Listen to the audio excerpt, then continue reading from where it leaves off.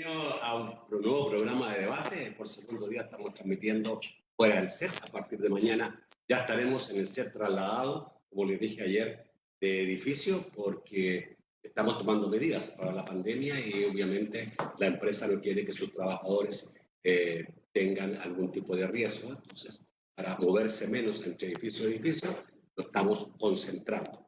Mañana ya estamos en el set, hoy estamos a través de Skype. Y obviamente el tema de hoy es lo que ha ocurrido en la Asamblea Legislativa, segundo día en que se está debatiendo en relación a una nueva ley de emergencia y reapertura de la economía del país. Hay mucho debate, hay varios puntos que no se ha podido lograr acuerdo, que han sido mandados al congelador y que se espera que a lo mejor mañana se logre finalmente la ley y ya aprobada esta ley. Serían 15 días más en que vamos a una cuarentena estricta, como lo pide el presidente, una cuarentena diferente, una cuarentena estricta. Bueno, para hablar sobre lo que está pasando en la Asamblea Legislativa, los puntos que están siendo discutidos, pero también el entorno de todo esto, porque mucha gente dice otra cuarentena y la otra no han sido estrictas. No sé, para algunos las cuarentenas todas han sido estrictas. Me acompaña esta noche Eduardo Escobar, director de Acción Ciudadana. Buenas noches, Eduardo, bienvenido. Buenas noches, Nacho, un gusto. Y también vamos a estar conversando con Víctor Suazo, quien es diputado suplente del FMLN y asesor legislativo también tengo entendido, ¿no? Gusto de saludarte, Víctor. El gusto es mío, Nacho, gracias por la invitación y también un gusto saludar a Eduardo Escobar. Bueno, vamos a saludar también a quienes es posible este primer segmento de debate, la Central de Seguros y Fianzas, líder en fianzas. Los salvadoreños somos valientes. Somos solidarios. Juntos saldremos adelante. Como siempre, ánimo y a luchar. Protejamos a los que más amamos y caminemos juntos con fe. Comprometidos con el progreso de El Salvador.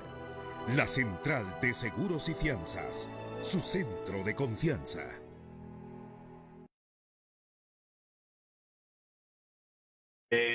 Sin duda, ha sido discusiones difíciles, hay diferentes puntos de vista.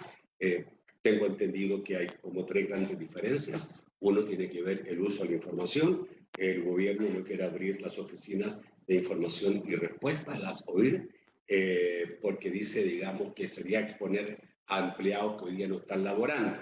Y la oposición quiere que haya más transparencia en todo este proceso.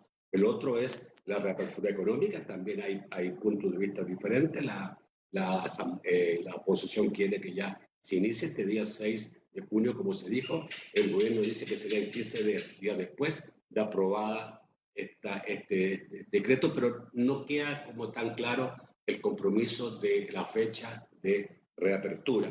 Y por otro lado, también los periodos de cuarentena están también teniendo, digamos, bastante ruido en las discusiones. Eduardo, ¿cómo estás viendo esto? Llegamos, creo que a la quinta, no estoy seguro el número ya, cuarentena. Nos dicen que ahora sí, digamos, es posible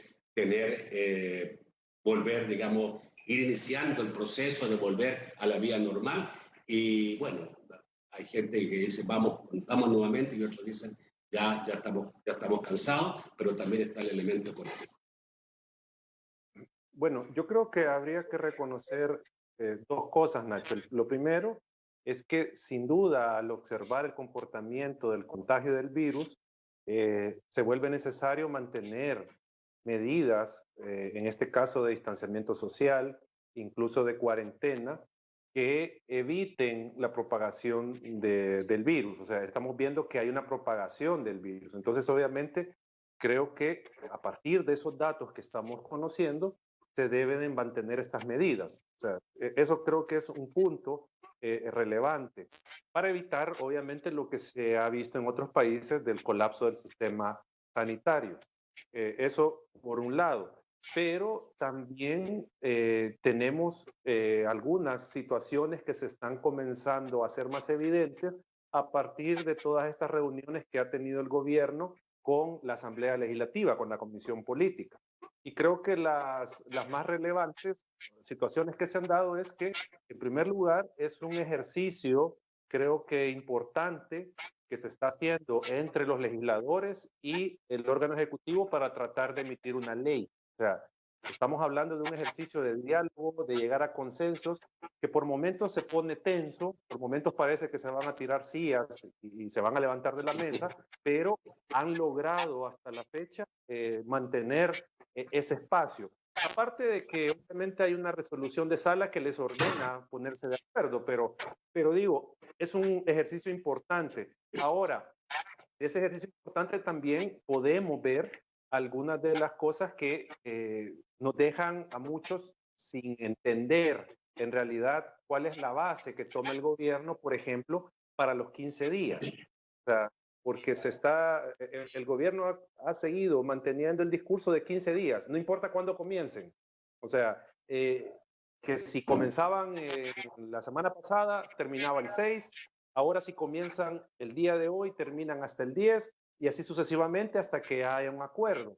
Entonces esto lo que nos refleja es que parece que no hay una base sanitaria, o sea, criterios sanitarios a la base de esta decisión, sino que es un tema más de manejo político. O sea, el presidente decía, ya me reuní con los empresarios, ya le dijimos que vamos a abrir en 15 días la economía. Entonces ahí hay, digo, una duda razonable de cuál es el criterio bajo el cual se está manejando, en este caso, la adopción de la cuarentena.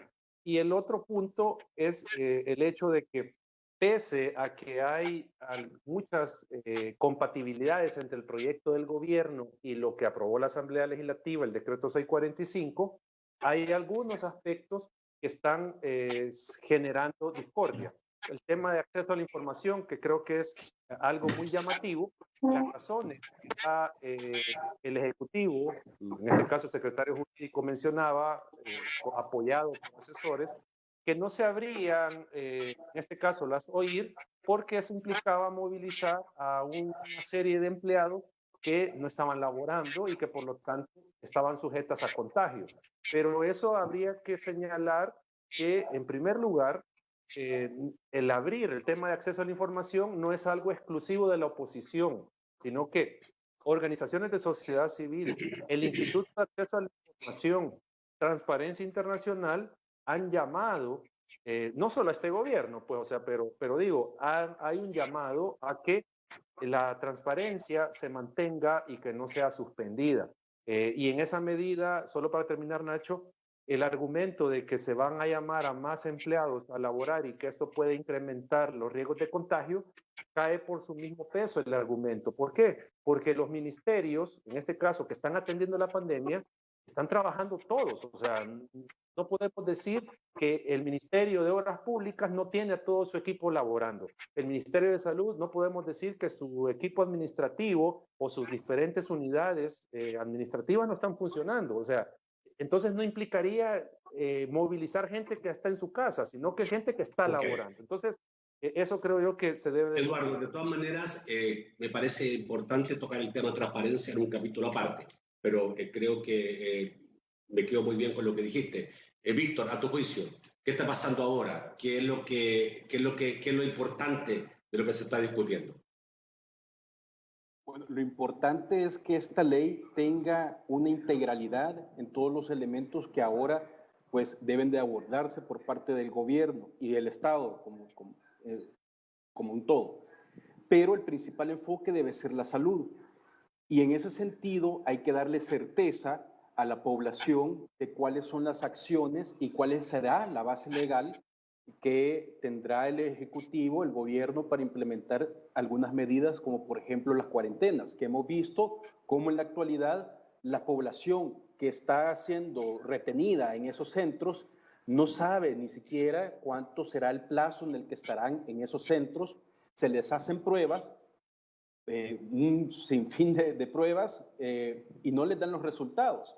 O les dicen que efectivamente son negativos, pero aún así los mantienen en estos centros de contención.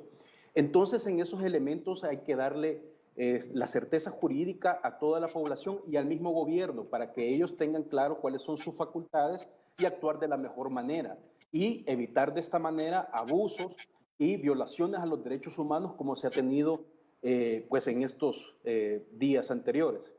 Hay elementos que no han sido retomados ni siquiera por los decretos ministeriales que ha emitido el ministro de Salud.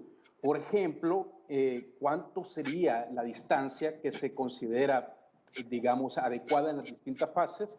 Ese tipo de elementos no están abordados en los decretos ejecutivos o ministeriales que anteriormente ha emitido pues, el órgano ejecutivo. Hay que tomar en cuenta que la Asamblea Legislativa, antes de entrar a este debate, a este diálogo con el Ejecutivo, pues hizo un esfuerzo de consultas en el que se tomó en cuenta la opinión científica, profesional, de especialistas, como es el caso del Colegio Médico, por ejemplo. Pero también se ha tomado en cuenta en el caso de garantizar digamos, el trabajo, que es una de las principales preocupaciones, aparte de la salud, que es, digamos, el principal enfoque, pero hay muchas personas que están preocupadas porque han sido suspendidas en sus contratos laborales. En algunos casos incluso han sido despedidas y no han obtenido respuesta por parte del gobierno. Y también están los casos de los micro y pequeños empresarios que deben de tener también una certeza jurídica de al menos cuándo se va a empezar a reanudar las actividades. No porque necesariamente a partir del primer día en el que se habilite la actividad económica, ellos empiecen a funcionar, porque en muchos casos han parado totalmente y necesitan ellos saber cómo pueden gestionar los recursos para empezar a prever la forma en la que van a retomar la actividad económica. Es decir, no necesariamente van a empezar desde el día 1, sino que van a empezar a obtener recursos o a hacer gestiones con los mismos trabajadores que pueda que ya no estén en la disposición de trabajar en esa empresa o por distintas situaciones, por la misma cuarentena. Entonces ellos tienen que prever a partir de qué fecha se va a habilitar la apertura económica para que ellos puedan, digamos, prepararse, estar listos en el momento de que se estén habilitados. En ese sentido también se escuchó a micros y pequeños empresarios e incluso se hizo el esfuerzo de abordar a, por ejemplo, al cardenal Rosa Chávez, que pues en algún momento pues, es una personalidad muy importante que podría pues hacer un esfuerzo para que el Ejecutivo dejara una posición intransigente que había tenido en estos últimos días. Y ahora el Ejecutivo llegó a la Asamblea Legislativa, pero siempre mantiene una postura inflexible, pero al menos ha llegado, y eso lo celebramos, que hayan atendido la llamada que le hicimos nosotros como Asamblea Legislativa. Ha llegado, llevan 2 días de intensos debates, básicamente lo que quienes están discutiendo son la Comisión Política y la Asamblea Legislativa con representantes del gobierno. Y para adelantarle un poco, es muy difícil que se termine hoy día. Seguramente esto podría terminar el día de mañana la discusión. Vamos al corte y ya volvemos.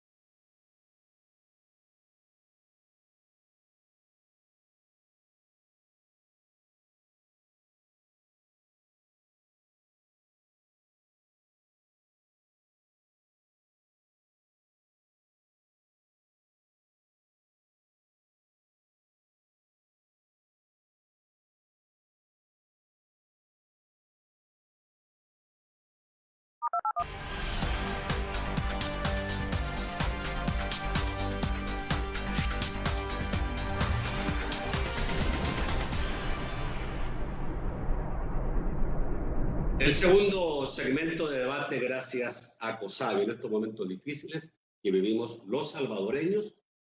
COSAVI Ahorro y Crédito te recomienda lavarte las manos, evitar los espacios públicos y poner en práctica el distanciamiento social. COSAVI, tu crecimiento es nuestro compromiso. Los salvadoreños somos luchadores, siempre dispuestos a emprender. Por eso trabajamos fuerte, para ganar el sustento y construir un buen futuro para nuestra familia. COSAVI, Ahorro y Crédito, con la fuerza y liderazgo de un león para ayudarte, con los servicios financieros que tú necesitas para lograr tus sueños. Deja que la fuerza de COSAVI haga brillar el león que hay en ti. COSAVI, tu crecimiento es nuestro compromiso. Bueno, quiero preguntarles sobre la cuarentena estricta, que es lo que mucha gente se debe estar preguntando. El presidente dice, ok, ya, vamos a reabrir la economía, pero primero 15 días de cuarentena estricta.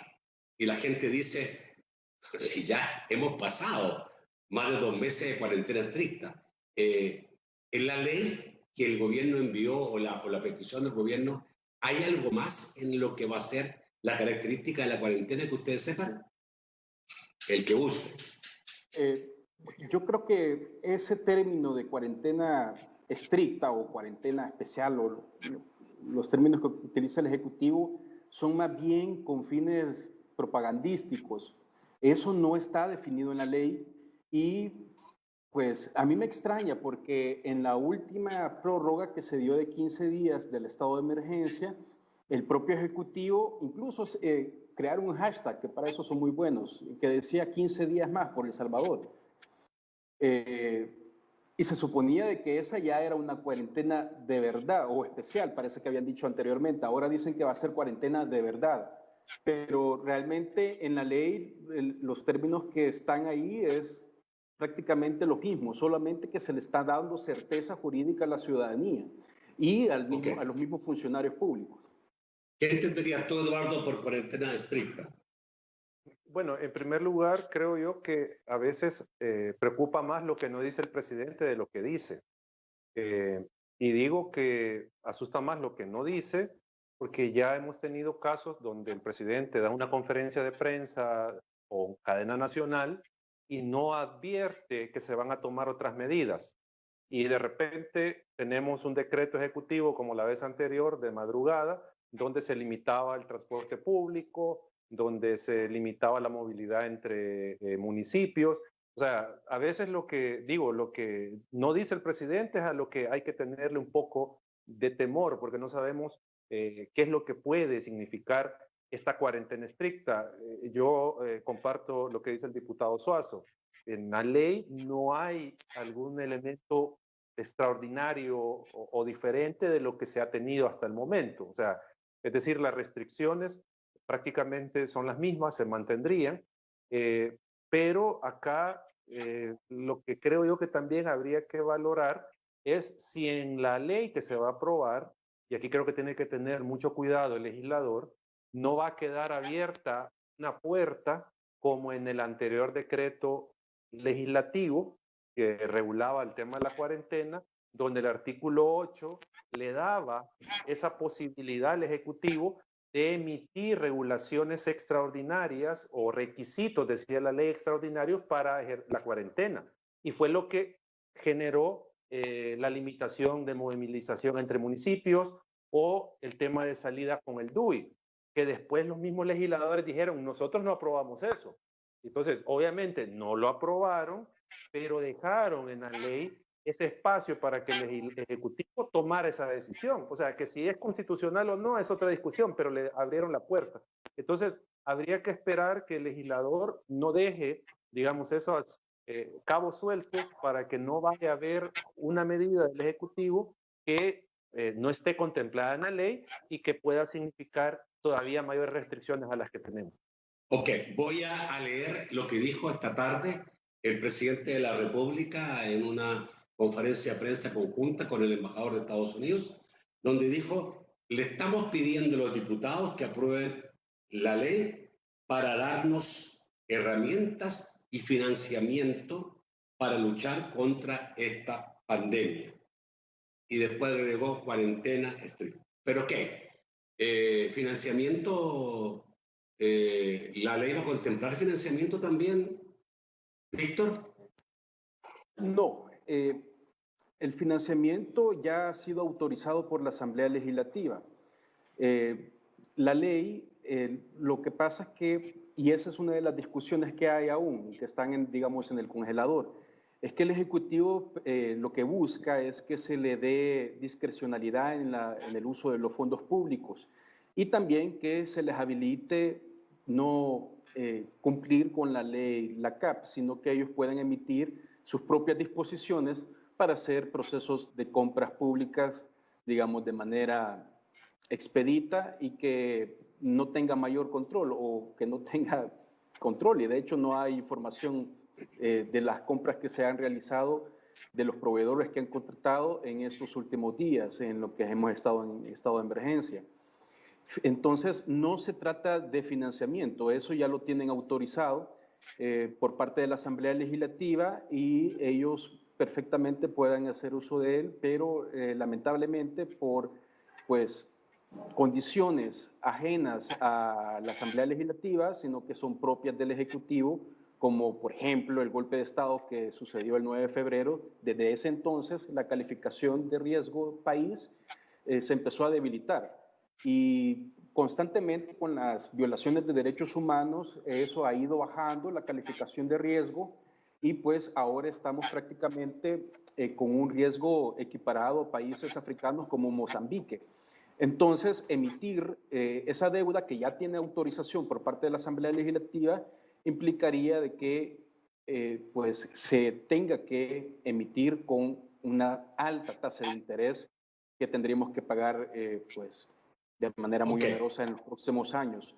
Pero ahora, no se trata de nuevo financiamiento. La ley de estado de emergencia no se trata de nuevo financiamiento. Ahora, es casi obvio que en un estado de pandemia, un estado de catástrofe, se requiere de herramientas para poder, digamos, facilitar el rápido acceso al dinero y la compra y todas esas cosas. O sea, no utilizar la ley LACAP. ¿Usted cree que después de estos 2 meses ya pudiera cortarse, digamos, ese tipo de facilidad que da la ley de emergencia al gobierno para no utilizar la ley LACAP, no pasar por los requisitos de la ley LACAP, o debiera mantenerse esa prerrogativa del gobierno? Efectivamente, la ley de protección civil da ese tipo de potestades en estos casos en el que se le habilita al Ejecutivo que pueda hacer uso de, pues, discrecional de las partidas que ya tiene aprobada en el presupuesto. Y hemos visto cómo a través de esa habilitación que tiene el órgano ejecutivo, pues se han realizado las compras que han hecho hasta el momento y han tenido a disposición los recursos ordinarios, los ingresos ordinarios que obtiene el Estado por la recaudación y las han enfocado prácticamente exclusivamente a la atención de esta emergencia. Okay. El punto es que si nosotros revisamos la legislación actual, la LACAP, también, aunque no se apruebe el estado de emergencia, la LACAP ya prevé que en casos de emergencia se pueden dar compras directas. Es decir, que no necesariamente se cumpla con todo el proceso de licitación que llevaría, ese sí, varios días, que era lo que mencionaba el presidente en su conferencia de prensa. Pero la legislación permite ya que él pueda realizar compras directas y que en vez de una licitación, pues presente cotización de 3 proveedores, pero ni siquiera eso quieren realizar. Entonces, eso también es muy cuestionable. Entonces voy al tema, va a ahondar más en el tema de transparencia. Eduardo, tú dijiste, se le ha pedido al gobierno salvadoreño, organismos internacionales, trabajar con transparencia, que una pandemia o una catástrofe no significa, digamos, evadir el tema de transparencia.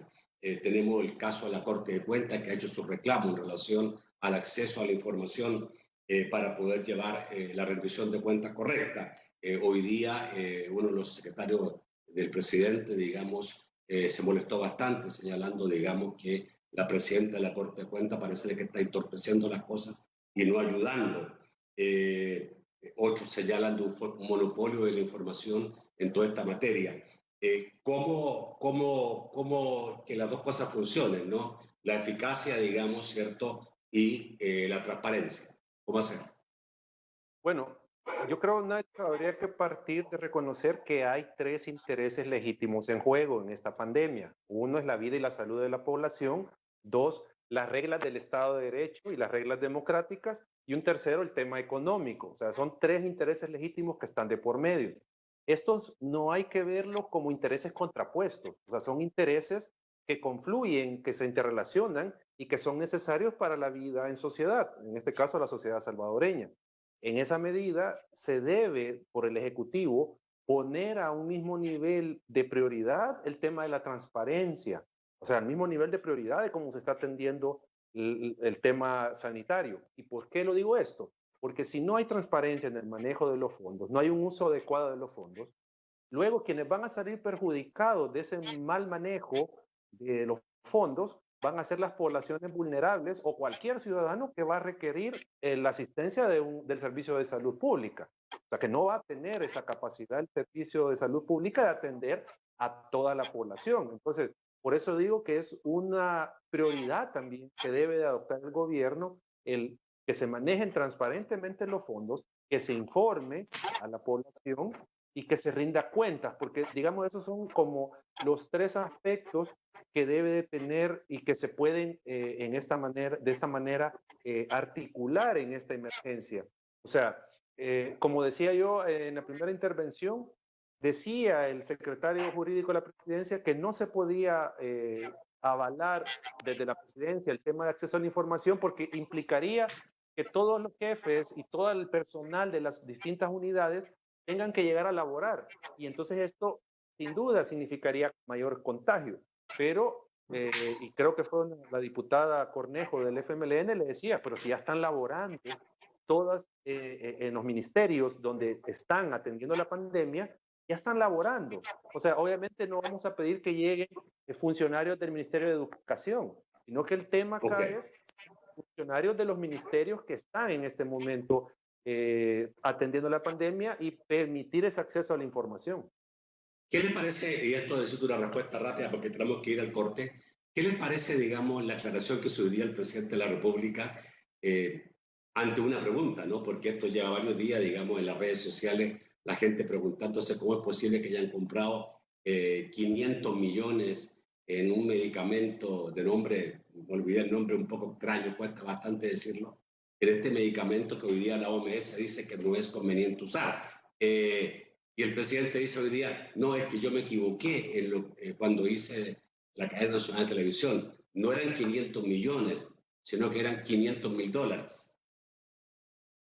Sí, y esas declaraciones, cuando el presidente dijo en cadena nacional de que había gastado más de 575 millones, fue el 17 de mayo y no habían rectificado esa información, digamos, un pequeño error de 574 millones y medio y no lo habían ratificado. Y la Asamblea Legislativa, la Corte de Cuentas, el Comité Ciudadano Fiscalizador pidiendo cuentas y el Ejecutivo no había mencionado ese pequeño error de más de 500 millones de dólares.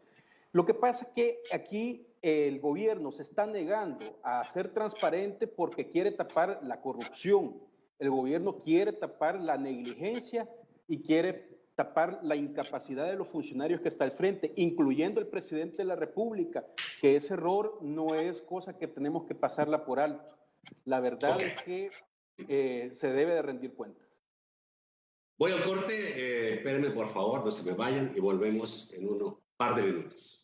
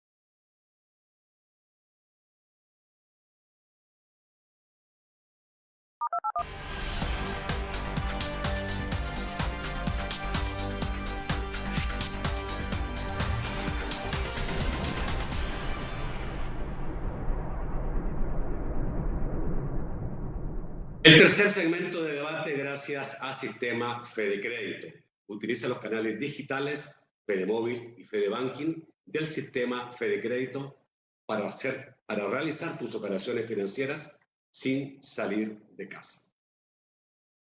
Estamos viviendo una profunda transformación. Estamos en medio de un cambio como nunca antes. En este momento estamos construyendo identidad, forjándonos a nosotros mismos nuevamente. No estamos frente a una crisis. Estamos frente a un desafío que nos obligará a ser mejores, más conectados con nuestro ser y el de otros. Sí, en eso estamos, listos para rehacer nuestra historia, hacernos reír, hacernos llorar, hacernos cantar para devolver a El Salvador su ánimo y deseo de ser lo que siempre ha sido.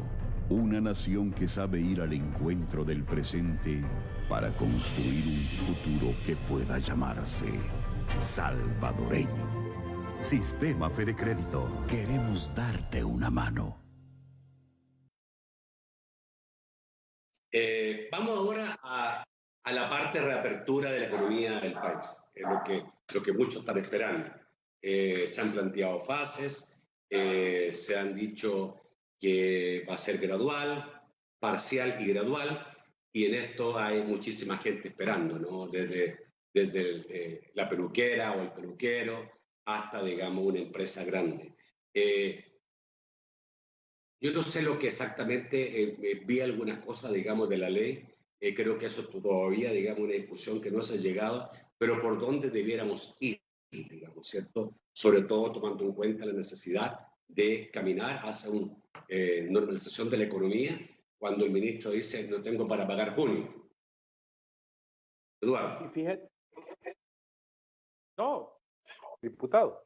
Víctor, dale. Perdón. Y fíjate, Nacho, que no solamente es el hecho de la apertura de la economía, de la reactivación de la economía, sino que es también para el cuidado de la salud de los ciudadanos, no solamente en torno al COVID-19, sino que ahora vemos que en los hospitales no hay medicamentos para enfermedades crónicas y que todas las personas no tienen cómo movilizarse hacia los centros de salud para la atención de sus padecimientos. Entonces, no solamente desde la perspectiva económica y la protección del empleo, sino que también de la salud, pero desde la perspectiva integral de la salud. Entonces, es importante que el Ejecutivo presente ya de una vez por todas un plan. Ahora estamos discutiendo una ley, pero un plan perfectamente pudo haberlo presentado con mucha antelación. Tenemos ya más de 70 días de estar en esta situación de cuarentena y muchas de las personas que ya perdieron su trabajo, muchos de los micro y pequeños empresarios que no tienen la certeza si van a continuar, si su empresa va a continuar funcionando, hasta la fecha no tienen un plan. Y el Ejecutivo se niega a cumplir los acuerdos que ellos habían logrado con estos empresarios con los que se reunieron, que lamentablemente fueron con los empresarios más millonarios de este país, que entendemos que se sienten representados con este presidente, pero el problema es que la mayoría de empresarios son micro y pequeños y fueron excluidos de las discusiones con el Ejecutivo. En la Asamblea Legislativa sí los hemos recibido y también a los trabajadores por cuenta propia. Pero lamentablemente desde el Ejecutivo no se ven señales claras de cuál va a ser la certeza. Hay que darle seguridad a las personas. Y en ese sentido, nosotros como Asamblea Legislativa, ante la negativa que tiene el Ejecutivo de dar una fecha cierta, una fecha bien definida, para que lo puedan empezar a tomar ya en cuenta los empresarios, pues le hemos pedido que presente un plan. Esperamos que mañana, de ser posible, porque nosotros esperamos que esto se apruebe el día de mañana, ya presenten un plan que nosotros entendemos que ya deberían de tenerlo, pero por alguna razón no lo quieren presentar. A ver, pero algunas cosas ya se han dicho. A ver, ya se han dicho. Va a ser parcial y va a ser, digamos, gradual. Y se van a tomar medidas en todas las empresas o lugares de trabajo el distanciamiento, el uso de gel, etcétera, etcétera, desinfectación de lugares. Hoy leía, digamos, algunas cosas un poco de tener cerca lavabos para que los trabajadores se puedan lavar las manos con toda facilidad, uso de mascarillas entregadas por la empresa. Eso como que está relativamente claro en lo que son las normas básicas, digamos, de poder trabajar ya presencialmente. Pero lo que no queda claro todavía es qué empresas van a empezar y cuáles no, y cuál va a ser el ritmo del inicio, ¿no?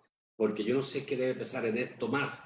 Hay por un lado, digamos, la necesidad del gobierno de recibir ingresos, de recibir impuestos por operación económica. Y otra visión puede ser, empecemos por los trabajadores por cuenta propia, que a lo mejor, digamos, también está muy necesitado. ¿Cómo se debe, digamos, tomar esto que tiene varias aristas? ¿Cómo se debe ir para poder tener, digamos, un ingreso, un reinicio exitoso? Yo creo que en el caso del país hay ya al menos dos propuestas, o no sé si es una sola, no me recuerdo, del INCAE y la ESEN, donde están planteando, digamos, un programa de retorno, de reapertura de actividades, donde se va sin duda priorizando las actividades económicas que se pueden comenzar a abrir sin tener un mayor riesgo de contagio, porque ese es el punto. Si se abre de golpe, sin duda los contagios pueden incrementarse y vamos a tener que volver a cerrar la economía y eso va a ser catastrófico de nuevo. Pero creo yo que podemos comenzar también, aparte de esta propuesta, a ver lo que está pasando en Costa Rica. Cómo ellos han organizado su retorno a las actividades. Era, digamos, yo revisaba ese plan, esa propuesta que están implementando, donde se definían claramente las áreas económicas que se reabrían y en qué porcentaje se reabrían. O sea, por ejemplo, iniciaba la industria en general, por poner un ejemplo, y se tenía que estar laborando en un 20% de la capacidad de cada empresa, por ejemplo. Eso iba a durar unas 2 semanas, no me recuerdo los plazos.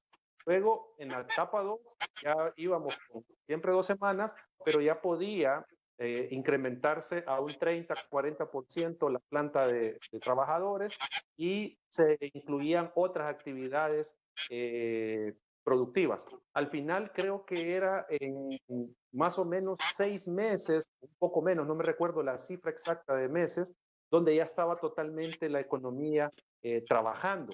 Entonces, yo creo que, ¿por qué menciono esto? Porque creo que las propuestas y las experiencias de lo que se está haciendo están. El punto es, como decía el diputado, que el gobierno elabore un plan, obviamente detallado, donde se consideren todos estos, como decía yo, todos estos intereses, porque también hay que tener en cuenta algo, y usted lo mencionaba, Nacho, a bajar las remesas.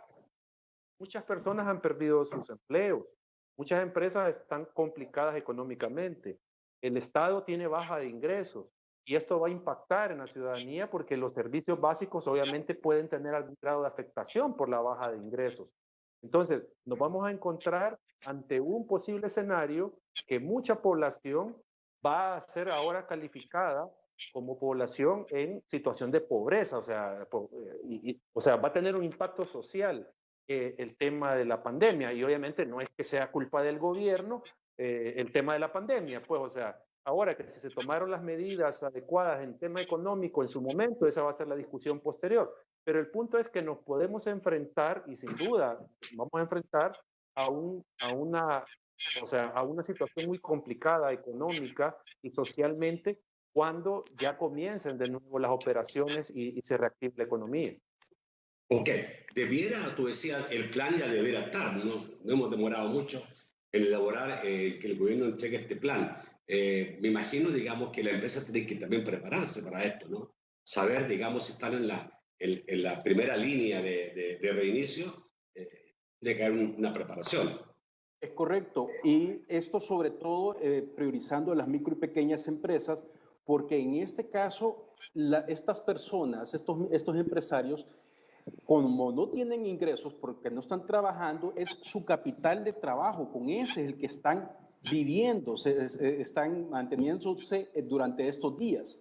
Entonces, si durante esta cuarentena están consumiendo su capital de trabajo para volver a reiniciar labores, eso implicará serias dificultades. Y por eso nosotros señalábamos que era muy inadecuado el decreto que aprobó la derecha en la Asamblea Legislativa, en el que se le exigía a la micro y pequeña empresa de que tuviera préstamos en el sistema financiero, préstamos vigentes y que tuvieran categoría crediticia A o B. Y es bien curioso, porque si nosotros revisamos los requisitos que se le dan a la gran empresa, bueno, prácticamente no tiene ningún requisito. Los requisitos únicamente se los dan a los micro y pequeños empresarios y limitan el fondo que va dirigido hacia estos. Cuando nosotros vemos la reunión que tuvo el presidente con los millonarios de este país, vemos que en Murray Mesa, él continúa construyendo su centro comercial allá en Apopa. Vemos que el señor Callejas continúa trabajando con toda normalidad en sus supermercados e incluso creo que tiene más ganancias de lo que tiene normalmente.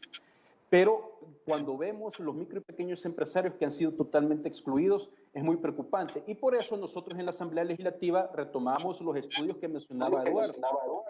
La ESEN y el INCAE presentaron ya unos estudios y esos son los que se tomarán en cuenta para las fases que se han propuesto por parte de la Asamblea Legislativa, que es una apertura gradual de la economía en un plazo de 120 días. Los primeros que deben tomarse en cuenta son los micro y pequeños empresarios, porque no solamente son los más vulnerables en esta crisis, sino que también son los que tienen menor cantidad de empleados y por lo tanto el riesgo para que se dé mayores contagios es menor. Por lo tanto, son las personas, son los micro y pequeños empresarios y trabajadores por cuenta propia. Pues son trabajadores por cuenta propia, trabajan solos, implica menor riesgo. Para decirte lo de los microempresarios, pero ¿no hace para el gobierno más difícil controlar al microempresario, digamos, en sus normas sanitarias?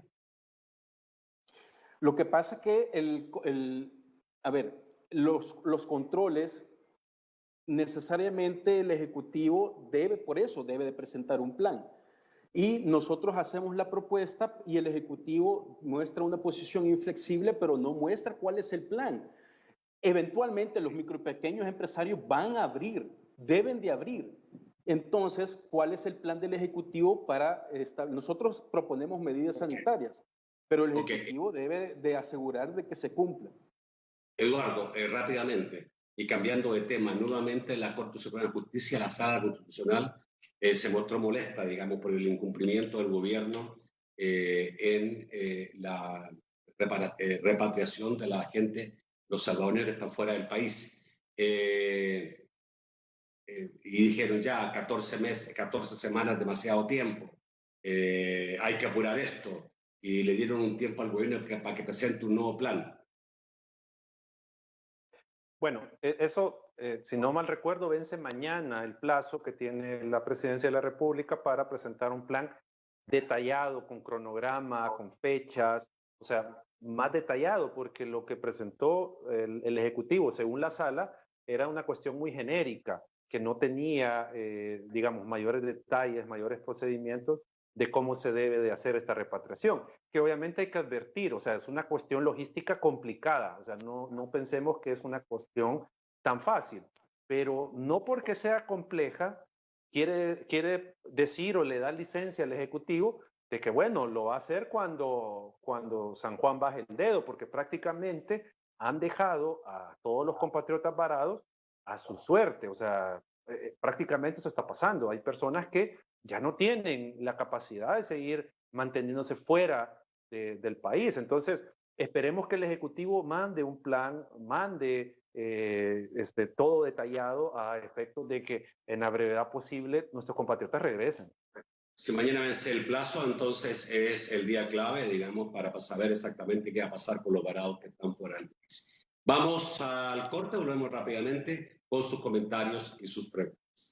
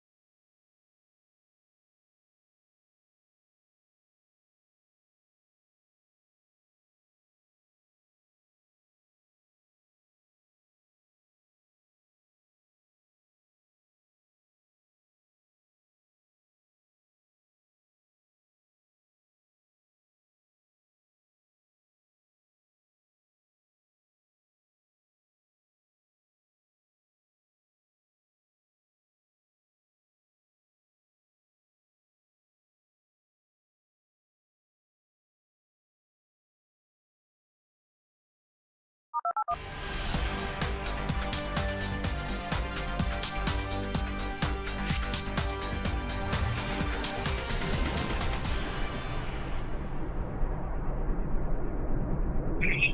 a conocer qué hizo el amigo televidente esta noche. Muy buenas noches, Francisco. Un placer saludarles. Muy buenas noches. Revisamos lo que dicen nuestros amigos televidentes. Todavía estábamos adjuntando algunas opiniones. Comenzamos con Marvin. Dice muy buenas noches a tus invitados. Las negociaciones del gobierno con los diputados es el mismo plan que se traía en mesa. Solo se está pidiendo hacerlo en fases y garantizar la salud en 15 días de estricta cuarentena. No se tiene que ver como política cuando estamos en emergencia, afirma Marvin. Ramón Rivas dice, pregunta para Víctor Suazo. Como grupo parlamentario del FMLN, si tanta urgencia tenían por los derechos humanos y por el pueblo salvadoreño, ¿por qué no buscaron la manera de que la Asamblea sesionara antes del vencimiento del decreto de emergencia? Le pregunta en concreto. Mel López dice, deberían de revisar bien la ley que se aprobará. Por si queda una discrecionalidad suelta al gobierno, siempre expande sus tentáculos y acciones como las ocurridas en los decretos anteriores, dice Mel López. Samuel dice, Nacho, saludos a los panelistas. ¿Cuál cuarentena política? Una cuarentena sería cerrar rubros que están operando. Ejemplo, hay almacenes vendiendo en línea y gente en carro recogiendo mercancías no comestibles. Hay que entender aquí, si no es con garrote, la gente no entiende, afirma Samuel. Dani dice, esto del coronavirus dejó de ser hace tiempo una cuestión de salud pública y es una cuestión puramente política, afirma Dani.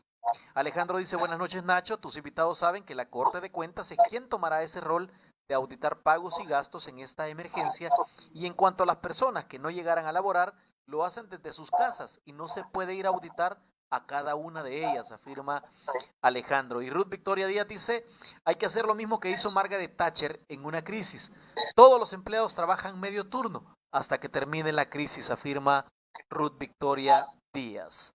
Regresamos con la conexión.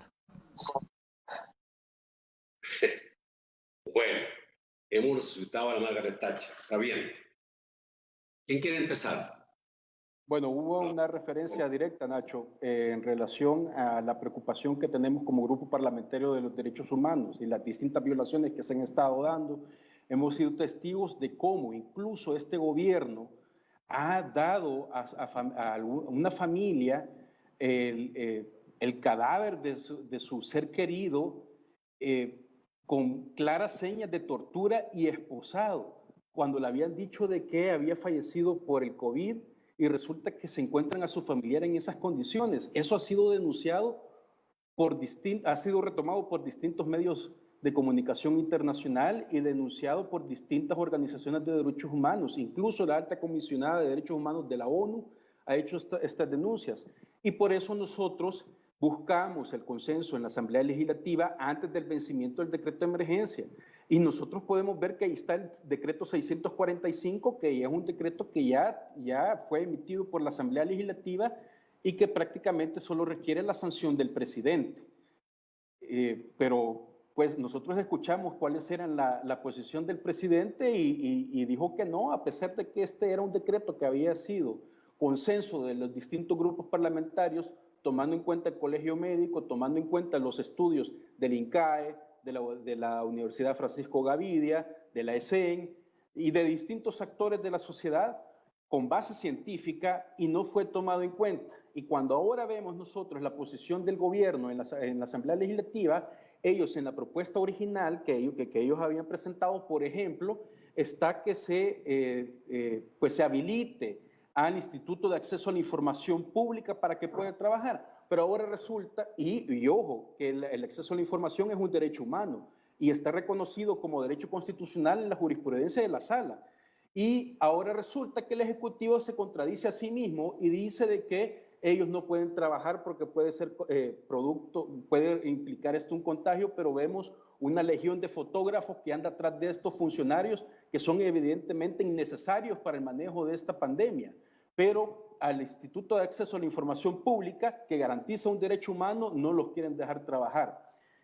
En cuanto a la Corte de Cuentas, un amigo mencionaba de que si sabíamos nosotros que estos son los que deben de efectuar la labor de fiscalización. Por supuesto, y ese es el problema, de que en el informe que presentó el 7 de mayo la Corte de Cuentas a la Asamblea Legislativa, dejan constancia de que el Ejecutivo no les está dando la información a ellos. Y también vemos de que en el hospital de Cifco, que pues dicen que han gastado 13 millones, ahí está un hoyo, no tenemos mayor información, primero dicen que es de 3 pisos, ahora dicen que 2 y que va a costar 30 millones más. Y vemos de que a uno de los auditores que tenía la Corte de Cuentas dentro del hospital auditando los gastos, resulta que el gobierno de repente dijo que estaba infectado uno de ellos por el COVID y lo mandan a su casa a él y a todo su equipo. Entonces están impidiendo que la Corte de Cuentas realice su labor. Pero además de eso, constitucionalmente, las funciones que tiene la Asamblea Legislativa son fundamentalmente un control que tiene interorgánico, que es el diseño democrático que nosotros tenemos republicano dentro de la Constitución. Y el Ejecutivo, perdón, el órgano legislativo, por supuesto que debe pedirle cuentas al órgano ejecutivo, pedirle cuentas al gobierno. Eduardo. Yo brevemente, Nacho, un amigo televidente decía que la pandemia ya era una cuestión política. Yo creo que habría que precisar, o sea, la pandemia no es política, pues es una realidad que la estamos viendo, que la tenemos enfrente, que está generando contagios, que está generando fallecidos, o sea, no es política. Ahora, que se maneje políticamente, ahí sí yo estoy de acuerdo.